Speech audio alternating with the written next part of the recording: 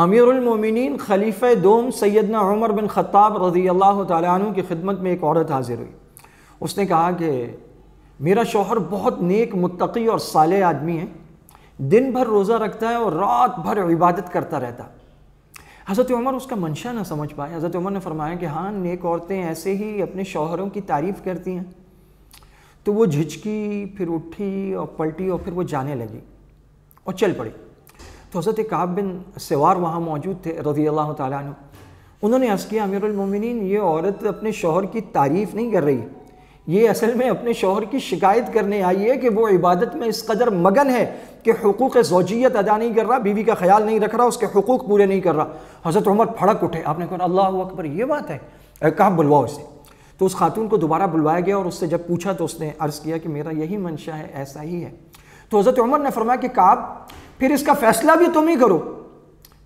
تو حضرت کعب نے عرض کیا، امیر المومنین، آپ یہاں موجود ہیں تو آپ کی موجودگی میں کیسے فیصلہ کروں؟ تو حضرت عمر نے فرمایا، دیکھو، اس کی منشا کو بھی تم ہی نے سمجھا تو تم ہی اس بات کے زیادہ لائق ہو، اس معاملے کا فیصلہ تم ہی کرو۔ تو حضرت کعب نے فرمایا، امیر المومنین، اللہ تعالیٰ نے ایک مرد کو زیادہ سے زیادہ 4 شادیوں کی اجازت دی ہے۔ اگر وہ ایک بیوی کو ایک دن رات بھی دے تو پھر بھی چوتھا دن اور چوتھی رات بہرحال ایک بیوی کا حق بنتا ہے۔ تو اس لحاظ سے اگر دیکھا جائے تو وہ شخص 3 دن اور 3 راتیں تو عبادت میں گزار سکتا ہے، لیکن اس پر لازم ہے کہ وہ چوتھا دن اور چوتھی رات یعنی ایک دن اپنی بیوی کو دے اور اس کے حقوق پورے کرے، حقوق زوجیت ادا کرے، اس کی نگہبانی کرے، نگہداشت کرے، اس سے باتیں کرے، اس کا خیال رکھے۔ تو حضرت عمر رضی اللہ تعالیٰ عنہ پھر پھڑک اٹھے۔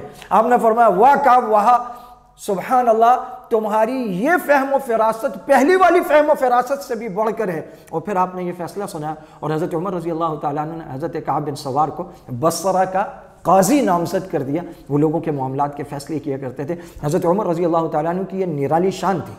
اور سیرت النبی میں شبلی نعمانی نے یہ آپ کی خاصیات میں سے لکھا ہے کہ آپ اہل لوگوں کو، لائق لوگوں کو، معاملات کو سمجھنے والے لوگوں کو منصب دیا کرتے تھے، اور جس منصب پہ آدمی چلا جاتا تھا اس کو وہاں سے اس وقت تک ترقی نہیں دیتے تھے جب تک کہ وہ اپنے منصب کے اہل اور لائق شخص کو تیار نہ کر لیتا کہ اگر اس کو یہاں سے ہلایا جائے تو یہاں پر ایک صحیح آدمی آ جائے۔ حضرت عمر رضی اللہ تعالیٰ عنہ کا جو بے مثال دور اقتدار ہے، اس کی خصوصیات میں اہم ترین خصوصیت یہ ہے، جس کی طرف حدیث میں بھی ہدایت کی گئی ہے، کہ منصب اور عہدے ہمیشہ لائق اور اہل افراد کے سپرد کرو، نالائق لوگوں کے سپرد نہ کرو۔ جسے اللہ تعالیٰ نے امت کے، مسلمانوں کے معاملات کا بڑا بنایا اور اس نے